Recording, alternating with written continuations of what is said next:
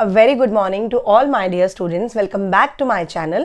मैं आपकी अपनी मैम मीनू चौहान आज 9th क्लास के बच्चों के लिए पॉलिटिकल साइंस का चैप्टर नंबर 3 इलेक्ट्रल पॉलिटिक्स लेकर आई हूँ। ये चैप्टर आपके एग्जाम्स में आ रहा है और जिन बच्चों को इसमें डाउट्स हैं उनकी रिक्वेस्ट आई थी हमें, और इसीलिए ये चैप्टर 9th क्लास के बच्चों का आपके लिए। सबसे पहले इसमें क्वेश्चन आता है, what are the elections. Elections होते क्या हैं? बेसिकली आप सबने देखा है कि इंडिया एक डेमोक्रेटिक नेशन है, डेमोक्रेटिक कंट्री है। इसे डेमोक्रेटिक क्यों कहा जाता है? क्योंकि इंडिया एक वर्ल्ड का सबसे बड़ा डेमोक्रेटिक कंट्री है। यहाँ पर लोगों को वोट करने का अधिकार है। जहाँ पर भी लोगों को वोटिंग का अधिकार होता है उस देश को हम डेमोक्रेटिक नेशन कहते हैं। Elections are democratic way of selecting the representative and they ensure that the representative rule as per the wishes of the people. 18 साल से अधिक उम्र का व्यक्ति कोई भी हो, 18 ईयर्स के अलावा और कोई टर्म और कंडीशन नहीं है वोटिंग करने के लिए, तो वो कोई भी हो सकता है, male, female, rich, poor, handicap, normal, कोई भी। इसमें कोई और बाउंडेशन नहीं है किसी भी रिलीजन को लेकर, किसी भी कास्ट को लेकर, किसी भी माइनॉरिटी मेजॉरिटी को लेकर कोई डिस्क्रिमिनेशन नहीं होता। सिर्फ आपकी उम्र 18 साल से अधिक होनी चाहिए, then only you can vote. Next है, they ensure that the representative rule as per the wishes of the people. अब हमने किसको वोट करना है, ये एक बहुत कंफ्यूजन वाला डिसीजन लेने वाला मैटर होता है कि आप किसको वोट करना चाहोगे। ये बट ऑब्वियस है कि जो नेता देश के लिए काम करेगा, जो आम जनता के लिए काम करेगा, जो उनकी परेशानियों को कम करने की कोशिश करेगा, सुलझाने की कोशिश करेगा, हम लोग उसी को वोट करें। हमने अपना पर्सनल फायदा नहीं देखना, हमने ये देखना है कि कौन सा नेता देश को आगे लेकर जाएगा, लोगों की गरीबी को कम करेगा, रोजगार के ज़्यादा से ज़्यादा अवसर निकालेगा। तो ऐसे ही नेता को, यह हमारी जिम्मेदारी है कि हम ऐसे ही नेता को वोट करें। Elections help voters to choose a representative who will make laws for them and for the government and take major decision. तो हमने जिसको वोट दिया, हमने अपना वैल्यूएबल वोट जिस नेता को दिया, वो नेता जीत जाएगा। और जब वो जीतने के बाद अपनी पार्टी को बनाएगा, उसकी पार्टी पार्लियामेंट में आती है और वो जीत जाता है, तो वो देश के लिए कुछ कानून और नियम बदलता है और बनाता है। तो जो भी वो कानून बनाएगा, जो भी वो लॉ मेंट करेगा, उसे हमें मानना पड़ेगा। उसको मानने के लिए हम बाध्य हैं, हमें उसको मानना ज़रूरी है, क्योंकि उस नेता को हमने ही अपने वोटिंग से जिताया है। तो अब जब वो कोई कानून हमारे देश के लिए बनाएगा तो उसको मानना हमारी रिस्पॉन्सिबिलिटी है और हमारे लिए वो ज़रूरी भी है। ये हमारे देश का कॉन्स्टिट्यूशन है, संविधान है। The voters can choose the party whose policies will guide the government and law making. तो वोटर्स किस पार्टी को चूज करेंगे? हर पार्टी का अपना एक एजेंडा होता है, एक मेमोरेंडम होता है कि कोई कहता है कि बेटी बचाओ, देश बढ़ाओ, कोई कहता है कि गरीबी हटाओ, कोई कहता है कि जो हमारा यंगस्टर्स का यूथ है उसको आगे आने का मौका दिया जाए, कोई कहता है विमेन सेफ्टी की बात की जाए। तो हर एक पार्टी का अपना एक एजेंडा और एक मैनिफेस्टो होता है। हमें देखना है कि कौन सी पार्टी हमारे लिए, हमारे देश के लिए काम कर रही है, किस पार्टी को वोट देने से गरीबी का स्तर कम होता है और लोगों को ज़्यादा से ज़्यादा रोजगार मिलते हैं, कौन एक आम आदमी से जुड़कर कनेक्टिविटी बनाता है और उनकी परेशानियों को सुलझाता है। तो ऐसे ही व्यक्ति को हमें सोच समझकर वोट देकर अपना नेता बनाना चाहिए। Thus, election is a mechanism by which people can choose their representative at regular intervals and change them if they wish to.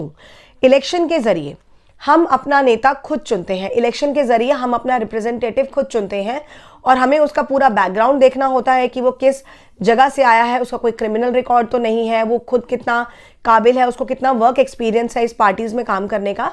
तो जो व्यक्ति पार्टी से जुड़ा होगा, आम लोगों की तकलीफों से जुड़ा होगा, वही व्यक्ति आम लोगों के लिए काम करेगा। The next is election democratic. अब हम इलेक्शन को डेमोक्रेटिक कैसे कहते हैं? जैसे मैंने अभी आपको बताया कि above the age of 18 you can vote.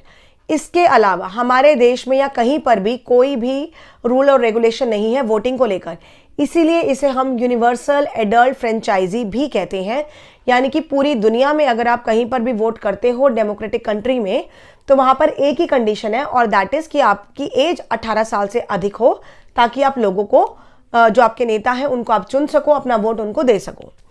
Now there should be the parties and candidates to choose from and freedom to contest as a wide choice for the people. बहुत सारी पार्टीज हैं, बहुत सारे उनके कैंडिडेट्स हैं। तो candidates का role क्या है कि वो कैंडिडेट्स जो होते हैं वो अपनी पार्टी को रिप्रेजेंट करते हैं। जो कैंडिडेट्स का रोल है वो है the representation of their party. तो पार्टी का एक जो प्रमुख नेता होता है, जो पार्टी के लिए रिस्पॉन्सिबल होता है, जो पार्टी की एक आधारभूत संरचना या उसका ढांचा रिप्रेजेंट करता है, जिस नेता को देखकर हम बता सकते हैं कि ये पार्टी किस तरीके से काम करेगी, उसे उस पार्टी का लीडर बनाया जाता है। जैसे आम आदमी पार्टी में केजरीवाल जी जो हैं वो हमारे उस पार्टी के मेन लीडर हैं। उसी तरह से बीजेपी में जो मेन लीडर हैं वो हमारे प्रधानमंत्री मोदी जी हैं। तो इस तरीके से हर पार्टी का अपना एक मेन लीडर होता है, जिसको देखकर बाकी सारे नेता उसको पीछे पीछे लीड करते हैं, उसकी बातों को सुनते हैं और उसी मेन लीडर को देखकर हम लोग अपना वोट देते हैं, उसके भरोसे पर, उसके काम को देखकर कि अगर हमने इस पार्टी को वोट किया, ये नेता इस पार्टी का व्यक्ति है और ये हमारे लिए काम करेगा। The next is election must be held at regular intervals. Elections बराबर होते रहने चाहिए।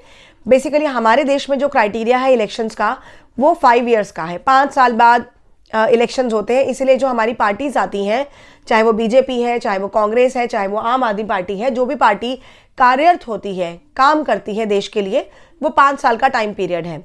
अगर 5 साल में लोगों को उनका किया हुआ काम पसंद आता है, उनको अच्छा लगता है और उनको लगता है कि देश को आगे भी ऐसे ही चलाएंगे और संभालेंगे, तो दोबारा इलेक्शन होने पर हम लोग उसी पार्टी को वोट करके फिर से जिताते हैं और उसी पार्टी को हम अपने रूल एंड रेगुलेशन में लेकर आते हैं। तो इसी तरह से कार्य चलता रहता है। इसीलिए पार्टीज के लिए बहुत ज़रूरी है कि वो देश के लोगों के लिए काम करें और अच्छा काम करें, जो लोगों को समझ आए, दिखाई दे कि उन्होंने क्या काम किया है और उनके बेसिस पर हम उन्हें दोबारा से 5 साल के लिए वोट करते हैं। Election should be held in a fair and free atmosphere to be democratic. Elections का ये एक बहुत ही इंपॉर्टेंट लू पॉइंट है, जिसमें वोट करना, अब आपने अपनी मर्जी से वोट करना है, लेकिन अगर आपको आपकी मर्जी मिल ही नहीं रही, आपको डराया जा रहा है, धमकाया जा रहा है, गन पॉइंट पे आपसे वोटिंग करवाई जा रही है, आपके वोट्स बिक रहे हैं, उनको खरीदा जा रहा है, तो ऐसे केसेस में जहां पर वोट बिक जाते हैं या डराए या धमकाए जाते हैं लोगों को और फिर वोट कराया जाता है, तो वो डेमोक्रेटिक नहीं है। उसको आप डेमोक्रेसी या उसको आप डेमोक्रेटिक कंट्री नहीं बोल सकते, क्योंकि लोगों को डरा धमकाकर उनका वोट अगर लिया जाता है तो वो डेमोक्रेसी नहीं है। और ऐसे नेता को जो लोगों को डरा धमका कर उनके वोट हासिल करता है या लालच देता है उनको पैसों का और फिर उनसे वोट खरीदता है, तो ऐसे नेता को देश चलाने का, देश को संभालने का कोई अधिकार नहीं है। तो अभी जो हमने इलेक्शन डेमोक्रेटिक में पढ़ा, उसका पहला पॉइंट है everyone should be able to choose, यानी कि हर व्यक्ति को समझ होनी चाहिए कि उसने अपना नेता किस हिसाब से चुनना है, किस प्रकार चुनना है और अपने देश के भविष्य के लिए आगे वो क्या नीति बनाएगा, क्या काम करेगा, लोगों को कैसे आगे लाने में मदद करेगा, बेरोजगारी को वो कैसे कम करेगा। Number 2, there should be the parties and candidates to choose from freedom of context. लोगों को अपना नेता चुनने का अधिकार होना चाहिए और कैंडिडेट्स अपने हिसाब से, अपनी एक एज के हिसाब से इलेक्शन लड़ने के लिए काबिल हों। Election must be held at regular interval. Election हर 5 साल बाद होने चाहिए। And election should be held in a free and fair atmosphere and people should be elected according to the candidate preferred. तो जो पार्टी अपना कैंडिडेट प्रेफर करेगी उसके लिए फ्री एंड फेयर, यानी कि बिल्कुल सही तरीके से बिना डराए धमकाए इलेक्शंस होने चाहिए। The next point is the merit point, कि इसका मेरिट यानी कि फायदा क्या है। Elections are good because they force the ruling party to perform. Obviously अगर डंडा नहीं होगा सर पे सरकार के तो सरकार काम नहीं करेगी, ये आप बात मानते हैं। सरकार को ये पता है कि 5 साल बाद इलेक्शन होने हैं, तो हमारा पूरा 5 साल का जो कार्यरत काम का रिकॉर्ड है वो देखा जाएगा।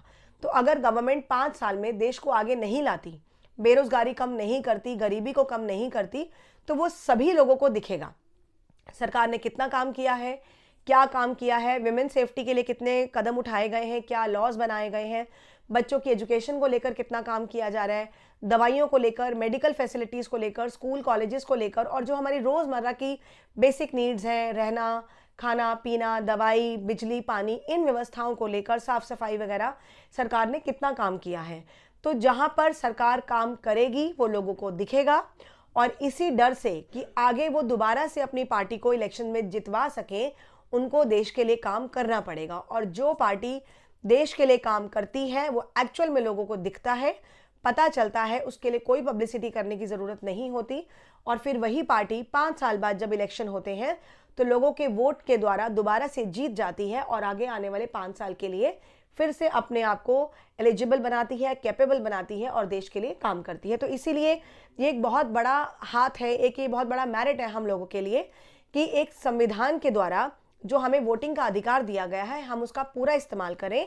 और हमारी इस पावर को सभी जानते हैं कि डेमोक्रेसी में, एक देश में एक नागरिक का क्या रोल है, उसके हाथ में जो वोटिंग की पावर है वो कितनी ताकतवर है जिससे वो सत्ता को पलट सकते हैं। The next is our election system. First, a voter list is complied. अब बात की जा रही है कि इलेक्शन सिस्टम में जो इलेक्शन का एक फॉर्मेट है वो कैसे चलता है। सबसे पहले वोटर्स की लिस्ट तैयार की जाती है, मतलब कितने वोटर्स हैं, कितने एक एरिया में कितने वोटर्स अवेलेबल हैं, कितने नेता वहाँ खड़े होंगे, उनका नाम क्या है, उनकी एज क्या है। एज क्राइटेरिया चेक करना बहुत ज़रूरी होता है। And one voter can vote to one leader only. एक व्यक्ति एक ही समय में एक ही पार्टी को वोट कर सकता है। Then the election date is announced. उसके बाद इलेक्शन डेट अनाउंस्ड होती है कि किस किस एरिया में किस किस दिन इलेक्शंस किए जाएंगे। और बेसिकली इलेक्शंस की जो डेट होती है वो संडे ही रखी जाती है। The country is divided into constituency for the purpose of election. हमारे देश में जो इलेक्शंस होते हैं, मैंने अभी आपको बताया कि वो 5 साल के लिए होते हैं। तो जहां पर लोगों को 5 साल तक इंतजार करना पड़ता है तो वो इसीलिए है कि 5 साल का कार्यकाल हम देख सकें कि 5 साल में इस सरकार ने देश के लिए क्या क्या काम किया कि आगे हम उसे वोट करें या हम वोट ना करें। The voters have to be elect one representative for the Lok Sabha from each constituency and call the member of parliament. The constituency are formed on the basis of the population. अब देखिए हमें कैसे पता चलेगा कि किस स्टेट में कितने नेता खड़े हैं। तो ये उस स्टेट में जो नंबर ऑफ पॉपुलेशन होता है उसके हिसाब से होता है। राजस्थान हमारे इंडिया का सबसे ज़्यादा पॉपुलेटेड स्टेट है, तो इसलिए वहाँ पर number of MLAs, number of representatives और जो लीडर्स होंगे वो भी ज़्यादा होंगे। गोवा हमारे कंट्री का सबसे छोटा स्टेट है जहाँ पे पॉपुलेशन सबसे कम है, तो उसी हिसाब से गोवा में जो MLAs होंगे वो सबसे कम होंगे। तो according to the population of that particular state हम लोग डिसाइड करते हैं, यानी कि गवर्नमेंट डिसाइड करती है कि कहाँ पर कितने नेता, कितने जो हमारे कैंडिडेट्स हैं वो हमें खड़े करने हैं। The next point is the dates of general elections are announced and each party declares its manifesto and prepare a list of nomination. तो जब ये एजेंडा तैयार हो जाता है कि इलेक्शंस आने वाले हैं, इस दिन इलेक्शन होंगे, हर पार्टी अपना एक मैनिफेस्टो तैयार करती है, अपनी एक लिस्ट प्रिपेयर करती है जिसमें वो लोग डिसाइड करते हैं कि किस तरह से लोगों को उन्होंने अपने साथ मिलाना है। लोगों के घरों जाके हाथ जोड़ते हैं, वोट की अपील करते हैं और उनको बताते हैं कि उन्होंने कितना काम किया और किस बेसिस पर उनको आगे वोट दिया जाना चाहिए। तो हर पार्टी लोगों के घर घर जाकर उनसे वोट के लिए अपील करती है। नेता गलियों में आते हैं, हाथ जोड़ते हैं, उनसे वोट करने के लिए कहते हैं कि आप हमारी पार्टी के लिए वोट कीजिए। और उस समय उनको पता है कि जो आम जनता है वही उनकी किस्मत को पलट सकती है। तो being a citizen, being a responsible citizen, ये हमारी एक बहुत बड़ी रिस्पॉन्सिबिलिटी है कि हम अगर 18 साल से अधिक उम्र के हैं तो हम वोट ज़रूर करें। बहुत सोच समझ कर हमें वोट करना चाहिए और हमें ये देखना चाहिए कि कौन सा नेता हमारे देश को आगे लेकर जाएगा, कौन सा नेता हमारे देश के लिए काम करेगा, ताकि हम सही पार्टी को वोट करके जिताएं और वही पार्टी आगे हमारे देश के लिए नए नए कानून बनाती है। आई होप आपको ये चैप्टर समझ आ गया होगा और कोई भी डाउट या क्वेरी होती है आप मुझे प्लीज़ कमेंट बॉक्स में मैसेज कर दीजिएगा। I will help you out and please take care of yourself and your family. Till then, good bye.